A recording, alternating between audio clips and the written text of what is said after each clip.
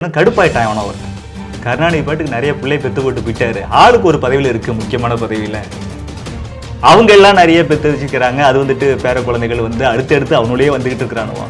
ஜனநாயக விரோதமா இது மன்னராட்சி போல நடந்துகிட்டு இருக்கு. இது நேரடியா எப்படி சொல்றது? நேரடியா சொன்ன எலெக்ஷன் வருது, நமக்கு சீட்டு கொடுக்க முடியும். எதுக்கு எடுத்தாலும் வட இந்தியா மோசம், வட இந்தியா மோசம். எங்களுக்கு அதை பத்தி நட கவலை. அந்தந்த மாநிலத்தில் இருக்கக்கூடிய எதிர்கட்சி பேசிப்பான். தமிழகம் அப்படி இருக்கு இப்படி இருக்குன்னு சொல்லி இந்தியாவில் மற்ற ஸ்டேட்ல உள்ள எவனாச்சும் பெருசா பேசுறானா?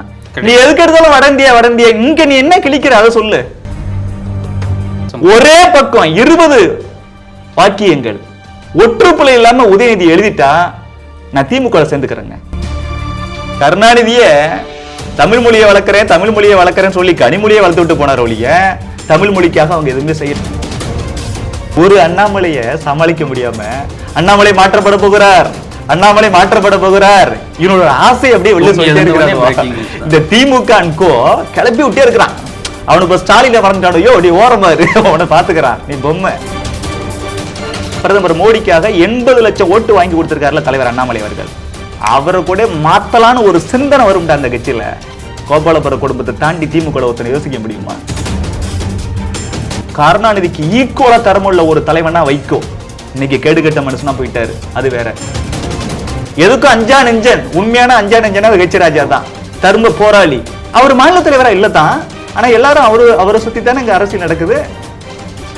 திமுக அமைச்சரும் ஒரு மேடையில பேசுறாரு, பண்ணி குட்டி போடுற மாதிரி குட்டி போட்டு இருக்காங்க வட இந்தியாவிலன்றதாலே அவன் பேசியிருக்காரு. அவரு கருணாநிதியை சொல்லியிருப்பாரு நினைக்கிறேன். கருணாநிதிக்கு 3 பொண்டாட்டி. எனக்கு தெரிஞ்சு இப்ப இந்தியாவில எந்த பொலிட்டிக்கல் லீடருக்கும் 3 பொண்டாட்டி இருக்கிறதெல்லாம் தெரியறதில்ல. கருணாநிதிக்கு 6 புள்ள. பிஜேபியில் அப்படி ஏதாச்சும் லீடர்ஸ் இருக்காங்கன்னு தெரியல, திமுக வேற கண்டுபிடிச்சு சொல்ல. அப்போ கருணாநிதியை எனக்கு கடுப்பாயிட்டான் அவன ஒருத்தர். கருணாநிதி பாட்டுக்கு நிறைய பிள்ளை பெத்து போட்டு போயிட்டாரு. ஆளுக்கு ஒரு பதவியில் இருக்கு, முக்கியமான பதவியில் அவங்க எல்லாம் நிறைய பெத்து வச்சுக்கிறாங்க. அது வந்துட்டு பேர குழந்தைகள் வந்து அடுத்தடுத்து அவனுடைய வந்துகிட்டு இருக்கிறானுவான். ஜனநாயக விரோதமா இது மன்னராட்சி போல நடந்துகிட்டு இருக்கு. இது நேரடியா எப்படி சொல்றது? நேரடியா சொன்ன எலெக்ஷன் வருது, நமக்கு சீட்டு கொடுக்க மாட்டானுவா. அதனால நம்ம என்ன சொல்லி விட்டுறலாம், எதுக்கு எடுத்தாலும் வட இந்தியா வட இந்தியா. எனக்கு என்னமோ எவனோ ஒருத்தன் அது தென் தமிழகத்துல இருந்துகிட்டு வட தமிழகத்துல ஒருத்தர் இருக்காரு, ஒரு குடும்பம் அப்படி இருக்கு அப்படின்னு சொல்றதுக்கு பதிலா இந்த மாதிரி சொல்லிவிட்டா நினைக்கிறேன்.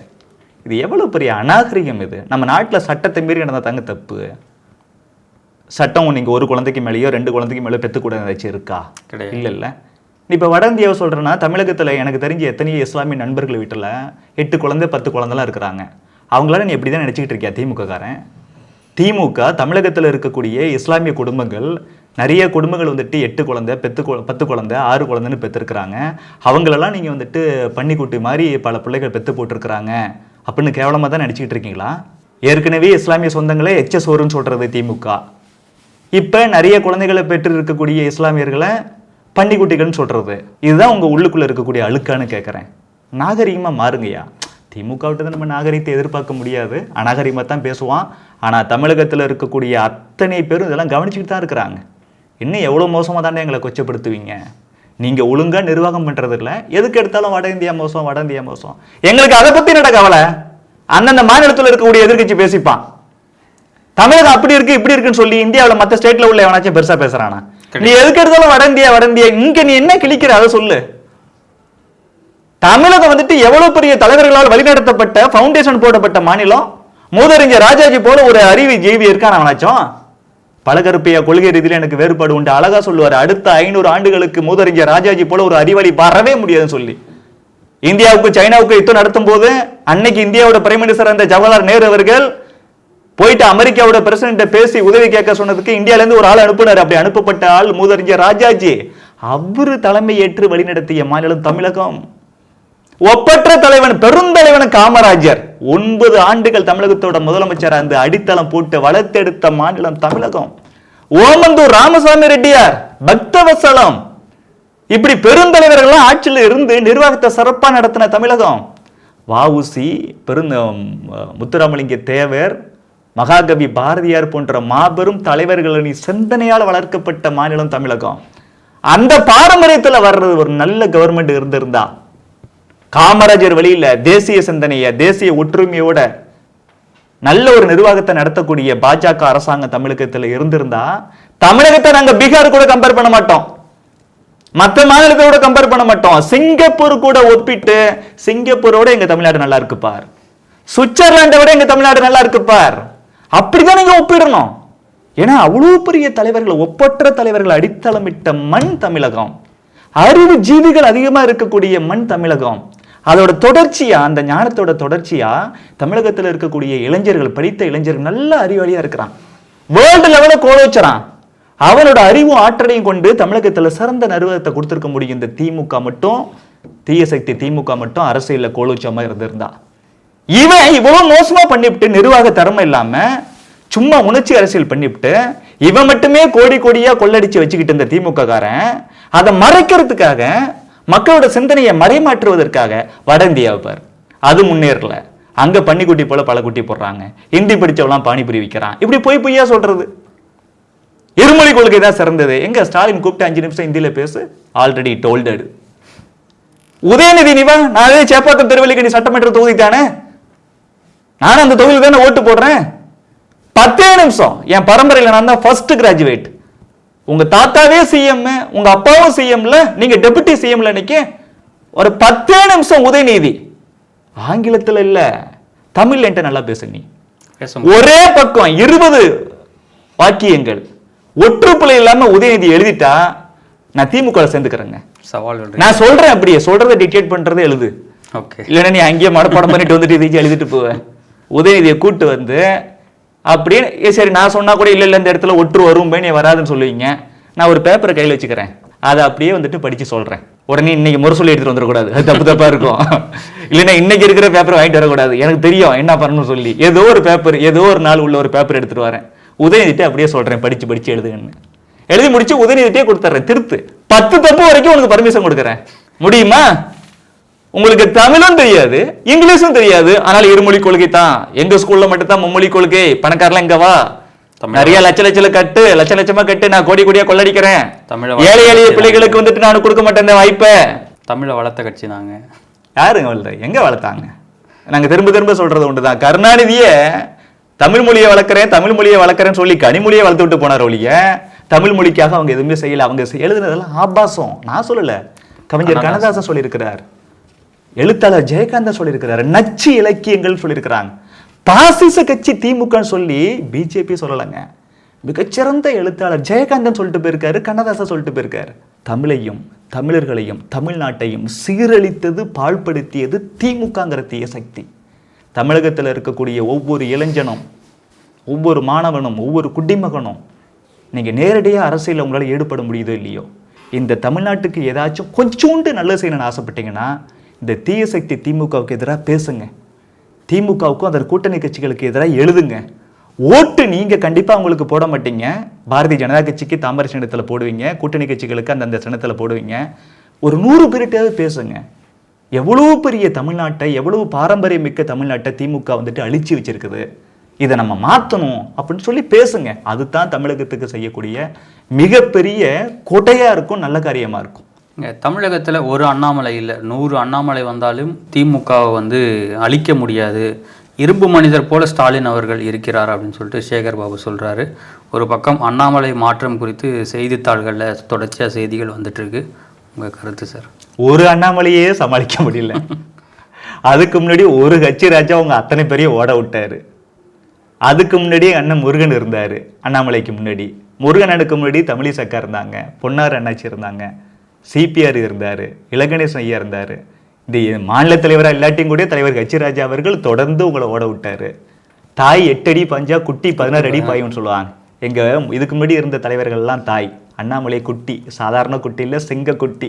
அதனாலே எங்களோட செல்ல குட்டி அது. இந்த ஒரு அண்ணாமலையை சமாளிக்க முடியாம அண்ணாமலை மாற்றப்பட போகிறார், அண்ணாமலை மாற்றப்பட போகிறார், இவனோட ஆசை அப்படியே வெளியே சொல்லிட்டே இருக்கிறாங்க. இந்த திமுக அன்கோ கிளப்பி விட்டே இருக்கிறான். அவனுக்கு ஸ்டாலின மறந்துட்டானோ, யோ நீ ஓரமாரு, அவனை பாத்துக்கிறான், நீ பொம்மை. உதயநிதி நீ வேஸ்ட். அண்ணாமலையை மாத்தணும்னு சொல்லி இவங்க கூலிப்படைகள் வச்சிருக்காங்கல்ல, சமூக வலைத்தள கூலிப்படைகள், அவங்ககிட்டலாம் டெய்லி 200 ரூபாய்க்கு 210 ரூபாய் வச்சுக்கிறதா, அண்ணாமலையை மாத்த போறான்னு கிளப்பி விடு. எங்க கட்சியில மிகச்சிறப்பா செயல்பட்டு இன்னைக்கு பாரதிய ஜனதா கட்சிக்கும் தேசிய ஜனநாயக கூட்டணிக்கும் பிரதமர் மோடிக்காக 80 லட்சம் ஓட்டு வாங்கி கொடுத்திருக்காருல தலைவர் அண்ணாமலை அவர்கள். அவரை கூட மாத்தலான்னு ஒரு சிந்தனை வரும்டா அந்த கட்சியில. கோபாலபுர குடும்பத்தை தாண்டி திமுக ஒருத்தனை யோசிக்க முடியுமா? கருணாநிதிக்கு அடுத்தது ஸ்டாலினுக்கு என்ன தகுதி இருக்கு? கருணாநிதி மேல 1008 விமர்சனம் இருந்தாலும் சுயம்பு இந்த மனுஷன். திறமை இருக்கு, நல்லவர் கிடையாது, தீய சக்தி, நோ டவுட். எம்ஜிஆர் சொல்லிட்டாரு, ஊழல்வாதி, father of corruption, no doubt. சுயநலம் சுயநலம் சுயநலம் அதோட மொத்த உருவம் கருணாநிதி, நோ டவுட். ஆனா திறமையான ஆளு. அவர் திறமையில 1% உண்டு அந்த மு க ஸ்டாலினுக்கு. வைகோ இன்னைக்கு அங்க போய் ஸ்டாலினுக்கு தொடச்சு விடுற அளவுக்கு ஆயிட்டாரு. ஆனா கருணாநிதிக்கு ஈக்குவலா திறமுள்ள ஒரு தலைவனா வைகோ. இன்னைக்கு கேடுகட்ட மனுஷனா போயிட்டாரு, அது வேற. அவருக்காக தீ குளிச்சவெல்லாம் பாவம் இன்னைக்கு கதறுவான். அந்த தீயை விட வைகோ இன்னைக்கு போயிட்டு இந்த ஸ்டாலின் தொடையில ஊத்துன டீயை வந்துட்டு தொடச்சார்ல, அதுதான் அவனுக்கு ரொம்ப எரிச்சலை உண்டு பண்ணும். இந்த ஆளுக்காக நம்ம தீ குளிச்சோமே. வாரிசு அரசியல் எதிர்த்து விட்டு தனது வாரிசுக்காக இன்னைக்கு இந்த கோபாலபுர குடும்பத்துல அது ஒரு அறிவு இல்லாத ஒரு திறமை இல்லாத மு க ஸ்டாலினோட கால தொடைய போய் தொடச்சு விடுறாரு இந்த ஆளு அப்படின்னு வைகோக்காக தீ குளிச்சவங்களாம் இன்னைக்கு ரொம்ப எரிச்சல் அப்படியே கதறி கதறி அந்த ஆண்மலை துடிக்கும். ஆனா வைகோ திறமைசாலி. மு க ஸ்டாலினுக்கு என்ன திறமை இருக்கு? எந்த அடிப்படையில் அவர் வந்தாரு? வாரிசு. அடுத்ததா உதயநிதி. சில பேர் ஊர்ல அப்பன் மோசமா இருப்பான், இவனடா எவ்வளவு மோசமா இருக்கான்னு சொல்லி ஊரே திட்டம். அடுத்து அவனுக்கு புள்ள வரும், அப்பனோட மோசமா இருக்கும். உடனே இவங்க எல்லாம் இதுக்கு உங்க அப்பனையே பரவாயில்லடா, அப்பனுக்கு இவர் நல்ல பேர் எடுத்து கொடுக்குறாராம்.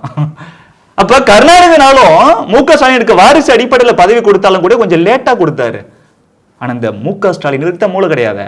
வந்த உடனே பிள்ளைக்கு டக்கு டக்கு டக்குன்னு எடுத்த உடனே இளைஞரணி தலைமை பதவி, உடனே எம்எல்ஏ சீட்டு, உடனே அமைச்சர் சீட்டு, உடனே துணை முதலமைச்சர், அடுத்ததான் முதலமைச்சர்னு ட்ரை பண்றான். கட்சியோட தலைவர்னு வந்துட்டு ட்ரை பண்றாங்க.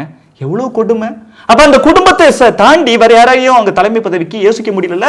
ஆனா பாரதிய ஜனதா கட்சியில வாஜ்பாய்ங்கிற ஒரு உலக தலைவன், அவர் தலைவராக இருந்த மாத்தி அத்வானி, அத்வானிங்கிற ஒரு தியாக தலைவன், அவரை மாத்தி அடுத்தவர் அமித்ஷா 6 ஆண்டுகள் ஒப்பற்ற உண்மையான இரும்பு மனிதன், ஒப்பற்ற தலைவராக எல்லா மாநிலத்திலும் வெற்றி பெற்றார். தேசிய லெவலில் நிறைய எம்பிக்களை வாங்கி கொடுத்தார். 6 வருஷம் தான் இருக்க முடியும், தலைவரை மாத்தணும். நட்டா வந்தாரு. இப்ப நட்டாவோட பதவி கால முடியுது, வேற ஒருத்தரை போடுவோம். அண்ணாமலை அவர்கள் சிங்கக்குட்டி சிறப்பாக செயல்பட்டார்.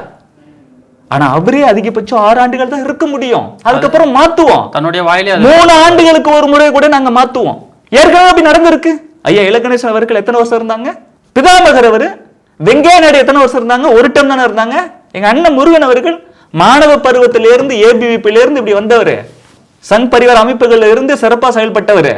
மாணவ பருவத்திலிருந்து ஒரு முறை தானே கொடுத்தோம். நாங்க அந்த அரசியல் சூழ்நிலைக்கு தகுந்த மாதிரி மாற்ற முடியும், இன்னொருத்தரை கொண்டு வர முடியும். பாரதிய ஜனதா கட்சிகள் தலைவர்களுக்கு கொஞ்சம் கூட பஞ்சம் இல்லை. தலைவர்களை உருவாக்கக்கூடிய இயக்கம் பாரதிய ஜனதா கட்சி. பயிற்சி முகாம்ல நாங்க எல்லாரையும் தலைவரா வளர்த்தெடுக்கிறோம். கோபாலபுர குடும்பம் மாதிரி நீங்க எல்லாம் கொத்தடிமையா தானே இருக்கணும், என் குடும்பம் மட்டும்தான் தலைவராக இருக்கணும்னு சொல்ற சுயநல கும்பல் கிடையாது நாங்க. எங்களுக்கு RSS அப்படி பயிற்சி கொடுத்திருக்குது, எங்களுக்கு பிஜேபி அப்படி பயிற்சி கொடுத்திருக்குது. ஆனா தலைவரை மாத்த போறாங்கன்னு கிளப்பி விடுறது யாருன்னா திமுக அன்கோ.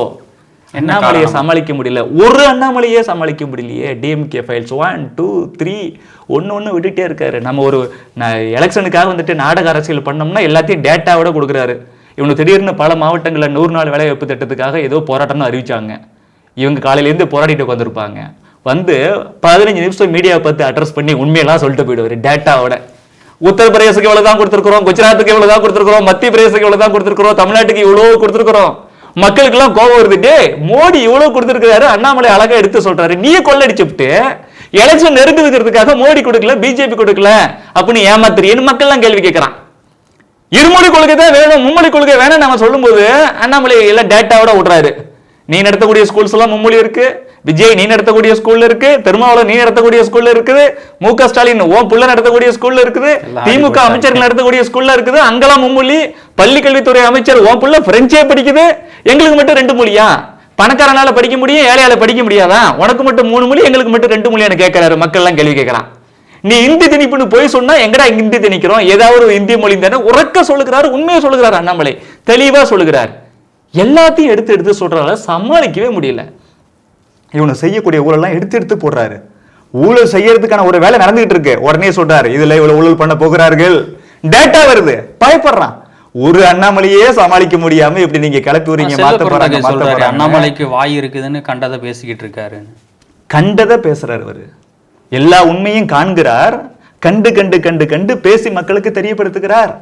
வாய் இருக்குன்னு தான் பேச முடியும், வாயில எப்படி பேச முடியும்? உனக்கு தான் வாய் இருக்கே, செல்வ பிறந்துக்கு நீ பேசு.